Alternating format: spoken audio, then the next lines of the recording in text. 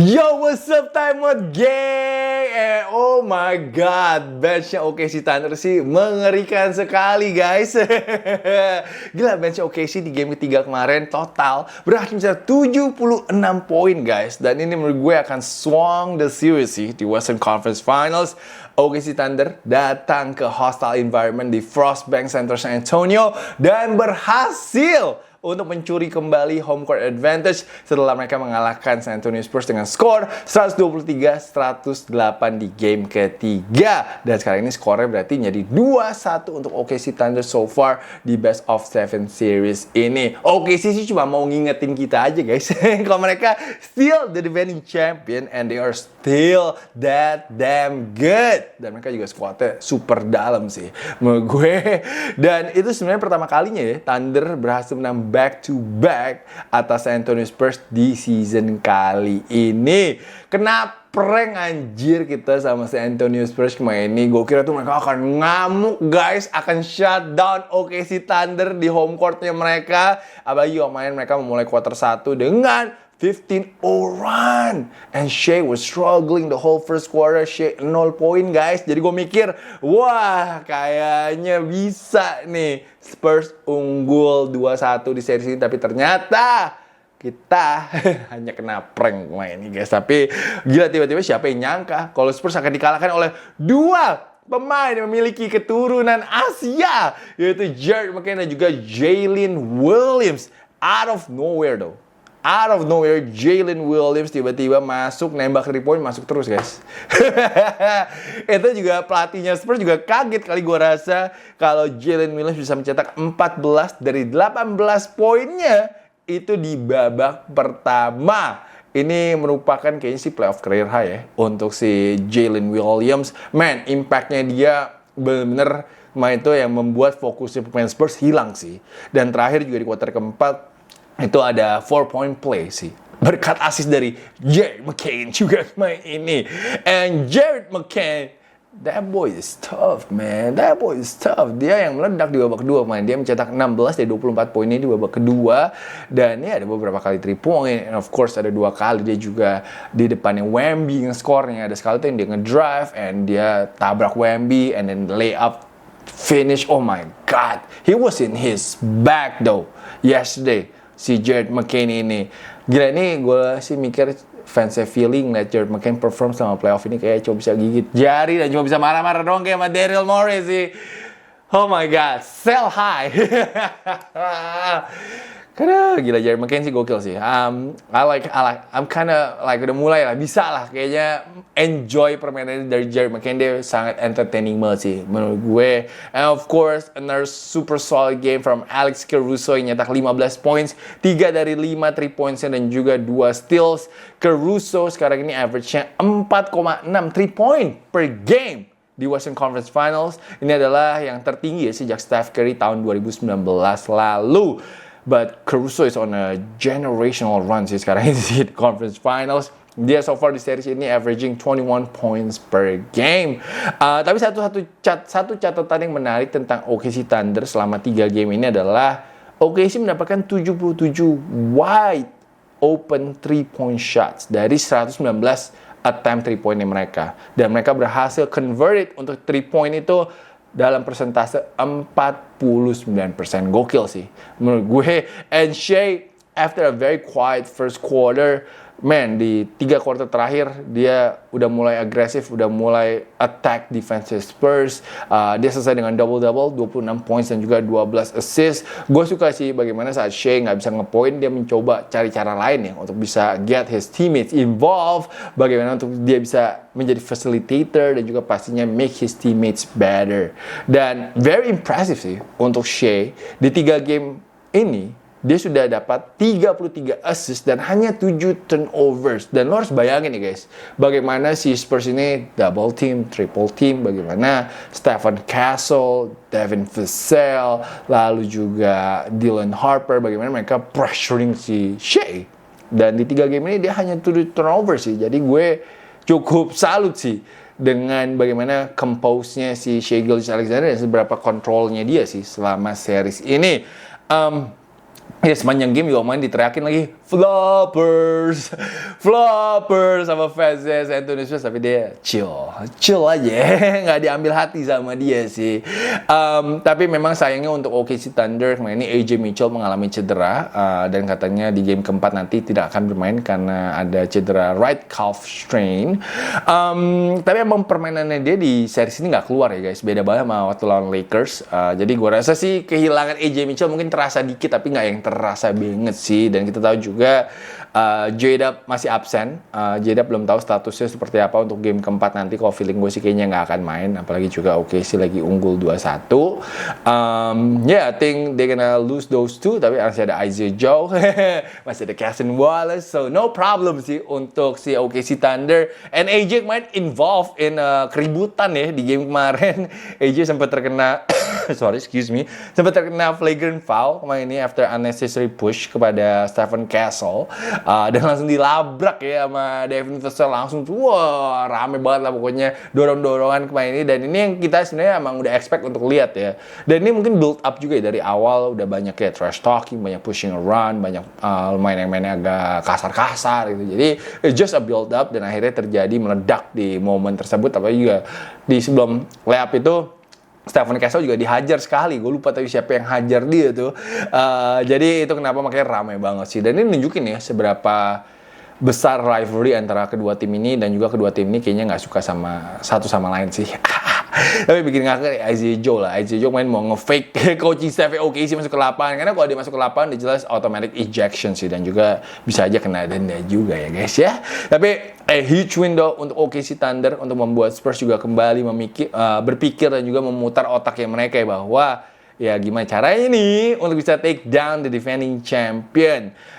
Menurut gue sih mereka butuh banget untuk Victor Wembanyama seperti game 1 ya, ataupun juga mendominasi pertandingan ya. Di 2 game ini gue merasa Wemby nggak sedominasi itu, juga banyak banget momen dia agak pasif dan juga nggak dapet bola sih. Nggak dapet bola dari temennya menurut gue. Karena Wemby main di babak pertama itu nggak ada 2-point field goal yang masuk selama 19 menit. Itu lama sih Wemby kan nyetak 2 poin sih, karena he's 7'5", dia bisa aja langsung rim running dapat layup kan. Tapi I guess defense-nya OKC Thunder did an amazing job kemarin ini untuk bisa get si Wemby jauh dari bawah ring sih. So Wemby kemarin banyak main di perimeter, so which is a good strategy and game plan dari si OKC Thunder dan Chet Holmgren.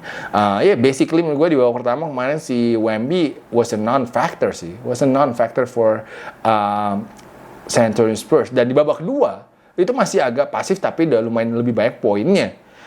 Tapi Wemby di babak kedua itu cuma 1 rebound guys. For seorang Victor Wembanyama untuk 1 rebound 1 babak, damn, that's crazy. Nggak masuk akal sih menurut gue sih. Dan Wemby total selesai dengan 26 poin tapi cuma 4 rebound. That is the series low for him sih. Nggak masuk akal sih menurut gue si Wemby di reboundnya sedikit itu.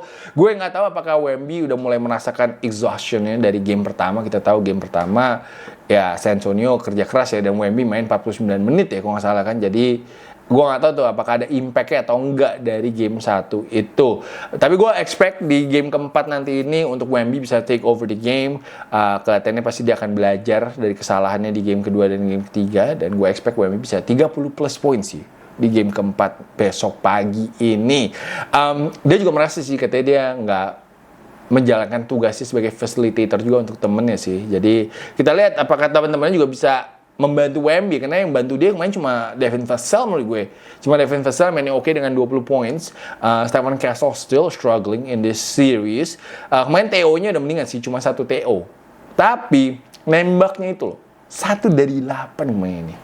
Dan selesai dengan 14 poin dan 7 assist. Poinnya dia kebanyakan dari free throw line sih kemarin ini sih. And De'Aaron Fox juga main returns from his ankle injury, tapi belum ada kontribusi yang berarti menurut gue.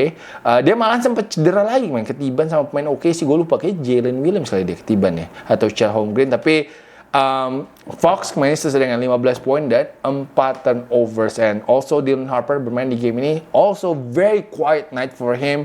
Hanya 6 poin dari benchnya San Antonio Spurs. And Mitch Johnson gue gak tahu sih harus mainin si Luke Cornet lagi atau enggak sih, atau mungkin cobain Bismack Biyombo atau Kelly Olynyk, karena Luke Cornet ini parah banget guys. Parah banget. Selama dia bermain di series ini 33 menit, dia itu minus 37 guys.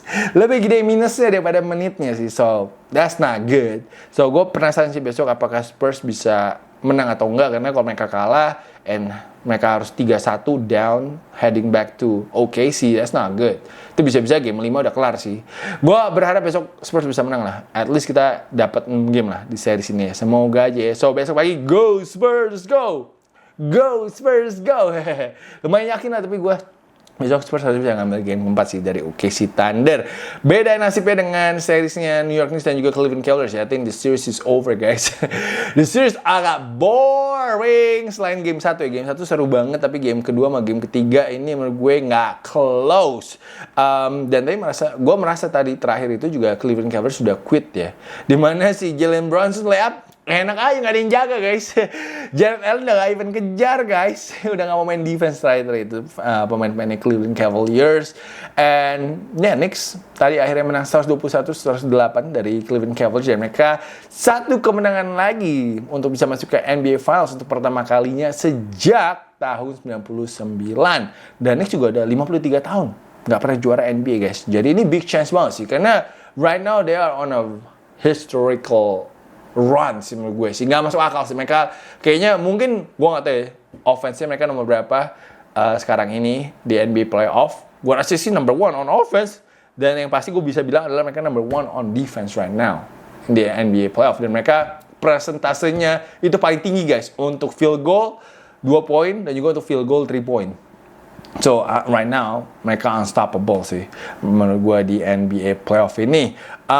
Series ini menurut gue, like I said, basi banget dan juga nggak kompetitif. Selain yang game pertama saat lagi overtime.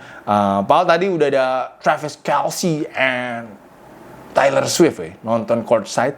Tapi ternyata tembakannya Cavaliers masih sayur guys, walaupun ada Travis Kelce dan juga Taylor Swift. Dan ini merupakan kemenangan kelima beruntun on the road untuk New York Knicks dengan margin 10 plus points. Knicks juga menjadi tim ke-10 di NBA yang bisa menang 10 game secara beruntun di NBA playoff. Gue nulisnya IBL playoff lagi. NBA playoff. Untuk Cavaliers ini back-to-back home loss-nya mereka di playoff kali ini setelah memulai playoff dengan rekor 6-0 at home. Cav juga kayaknya udah gak kuat sih guys diajak lari sama New York Knicks tadi ini. Mereka kayak capek banget guys. Transisi defense-nya, buset dah, gak ada yang stay home, gak ada sebagai safety. Larinya pelan, larinya jogging semua, anjir emang sih. Knicks outscoring Cavs 30-10 tadi untuk transition points atau point fast break points kayaknya tadi ini ya. Tapi ini nggak tahu, mungkin juga efek dari back-to-back 7 game series kali ya untuk Cavaliers. Sampai juga kita tahu ya, Harden udah tua, Donovan juga kerja keras, Evan Mobley kerja keras, Jared Allen kerja keras, jadi kayaknya udah pada capek. Dan mereka juga still, ada dan Max Strus nggak mendapatkan kontribusi dari bench-nya mereka sih, ataupun juga role players-nya mereka. Selain itu tadi kalau gue mau bilang adalah hari ini Knicks itu hanya memberikan 12 wide open threes untuk Cavaliers, dan ini adalah angka terdikit untuk series ini. And Cav hari ini 3 poinnya masih sayur, 12 dari 41 atau hanya 29% saja.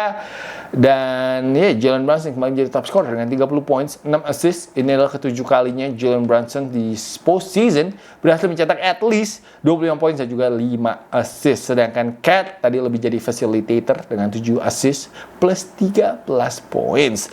Man, Mikal Bridges sih, gue nggak tahu sih dia tiba-tiba bisa on fire banget sih. Kayaknya pada ngatain beban kali ya, awal-awal playoff ini 5 game pertama kali ya.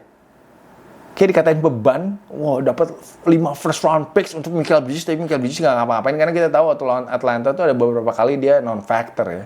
Dia malah plus minusnya minus terus saat ada di lapangan. Tapi sekarang ini, sejak series lawan Atlanta itu dia 70 plus persen guys field goalnya. Hari ini pun juga dia 11 dari 15, nembaknya untuk 22 points. Selain itu defense-nya juga bagus, dia 3 steals dan juga 2 blocks, man. Crazy, man. Mikal Bridges right now benar-benar showing his worth sih. untuk New York Knicks. Selain itu OG Anunoby juga still really good. 21 points untuk OG Anunoby di game kali ini. But Landry Shamet, man, what a story ya. Landry Shamet tadi di quarter 4 ada sekali dia step back di depannya James Harden, man, for a 3-point shot. Landry Shamet just crazy too, man. Dia juga hari ini 14 points sih off the bench. Kayaknya senjatanya Knicks tuh baik banget sih. Dan juga mereka semua cukup konsisten. Jadi lu agak bingung juga mau matiin siapa sih. Because they just have too many weapons, man. Too many weapons right now untuk New York Knicks. Ya, apalagi pemain-pemain dijaga sama James Harden dan juga Donovan Mitchell hari ini sih. Dimana mereka bener-bener nggak main defense sih menurut gue sih. Capek sih, makin capek. Yang dijaga sama Donovan Mitchell dan juga Harden. Ini kayak hari ini sih, statistik hari ini. Gue nggak tahu sih ini hari ini selama series. Tadi gue liat di ESPN. Tapi yang pasti saat dijaga kedua pemain ini, pemain NXT itu nembaknya 19 dari 23 guys. 19 dari 23 itu sangat tinggi sekali ya presentasenya ya. Dan Donovan Mitchell hari ini nyetak berapa poin nih hari ini? Donovan Mitchell hari ini 23 poin. Top scorer hari ini malah Evan Mobley dengan 24 poin. Tapi Evan Mobley nggak kalah 1 dari 6 3 poinnya. Sedangkan Harden ya so-so lah ya, 19 poin dan 6 turnovers. Seperti kalian ketahui, belum ada tim yang berhasil untuk comeback setelah tertinggal 0-3. Dan gue rasa kayak series ini akan sweep sih. Kayaknya menurut gue udah quit, udah siap liburan sih pemainnya Cleveland Cavaliers sih. Jadi it's gonna be tough untuk mereka bisa ngambil game keempat nanti ini. Dan gue jujur suka banget dengan mentalitinya para pemainnya Knicks. Tadi gue dengerin kayak Mikal Bridges sama Cat itu mention bahwa mereka approach setiap game itu seriesnya masih 0-0 sih. Itu keren sih. Gue belum pernah sih denger mentality kayak gitu sih. Jadi itu adalah Time Out hari ini guys. Gue abis ini harus jalan ke Bogor. Udah agak telat. But thank you so much tuh guys yang udah menonton Time Out. Jangan lupa untuk nonton vlog gue antara Satria Muda melawan Hang Tuah kemarin ini. Dimana kita juga went viral. Kita went viral on House of Highlights for not for a good thing though. Kalian kemarin sempat mati lampu saat Sandi lagi nembak 3 point ini. Momen yang sangat langka sekali sih. Sangat langka tapi hey, itulah kemarin yang terjadi. So make sure you guys don't forget to watch that vlog. Tinggalin juga komen-komen di sana. And thank you so much guys for always supporting. Jangan lupa guys seperti biasa untuk scan the QR code if you love Time Out, you wanna support this channel. Please jangan lupa untuk support jadi member. And yeah, once again, thank you so much guys for always watching Time Out. Have a good day, have a good Sunday, and I will see you guys again later. Peace out everybody.